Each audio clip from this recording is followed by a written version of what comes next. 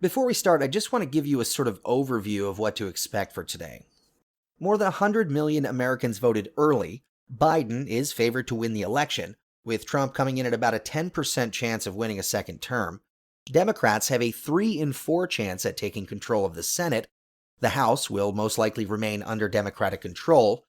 Trump, meanwhile, needs a bigger than normal polling error in his favor, and Biden will likely win even if polls were off by as much as they were in 2016.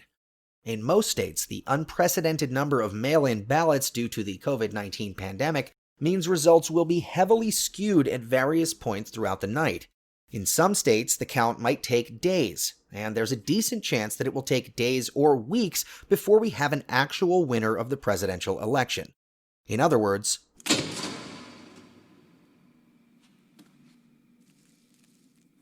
hold on to your butts.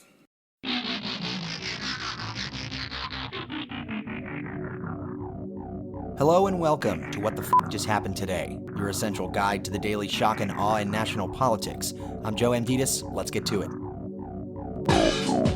It's Tuesday, November 3rd, 2020. Welcome to day 1384. More than 100 million Americans voted early, with more than 27 million mail-in ballots still outstanding. About 73% of the 137.5 million total ballots cast in the 2016 election, and more than double the 47 million early votes.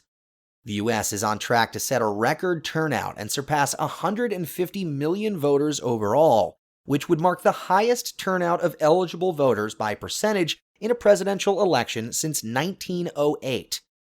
Several states have already recorded more votes than they did during the 2016 election, including Texas, Washington, Montana, and Hawaii, and several battleground states like Florida, Georgia, and North Carolina are already nearing their 2016 totals.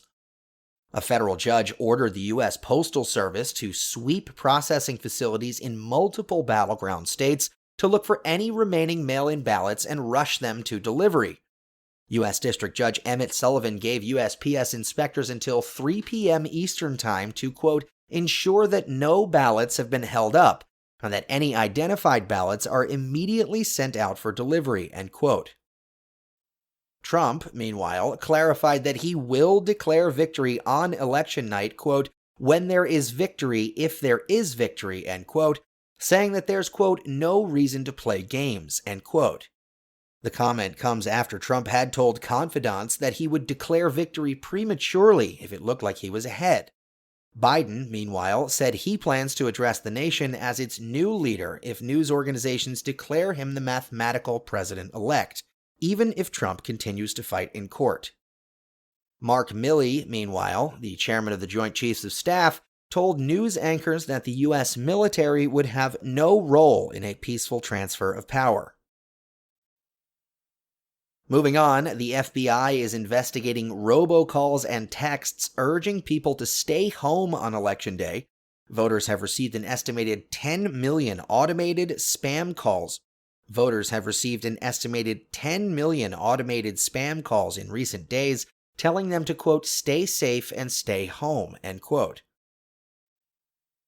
Meanwhile, Trump's top campaign strategist has been paid tens of thousands of dollars a month through a third-party campaign vendor founded by Steve Bannon, which is currently part of a federal fraud and money laundering investigation. Jason Miller appears to have been paid as recently as July by an organization called Citizens of the American Republic, and he appears to have also taken monthly payments from a firm co-founded by 2 Trump officials, one of them being Trump campaign manager Bill Stepien. Campaign finance experts say the arrangement is illegal. Meanwhile, Deutsche Bank is looking for ways to end its relationship with Trump after the election. Trump owes the bank about $340 million across 3 loans, which will start coming due in 2 years.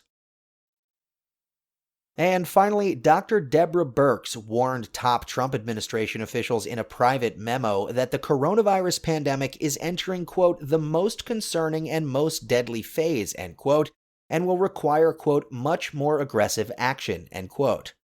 In the memo, Dr. Birx suggested that Trump and his advisors were spending too much time focusing on preventing lockdowns and not enough time on controlling the virus, saying, quote, "This is not about lockdowns. It hasn't been about lockdowns since March or April. It's about an aggressive, balanced approach that is not being implemented," end quote.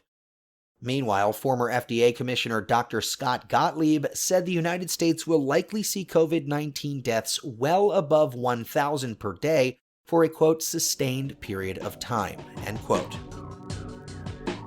That's all for now. You can find the links and sources for all of these stories on the main website. And as always, visit whatthefjusthappenedtoday.com for the latest news and headlines. Until next time, I'm Joe Enditas.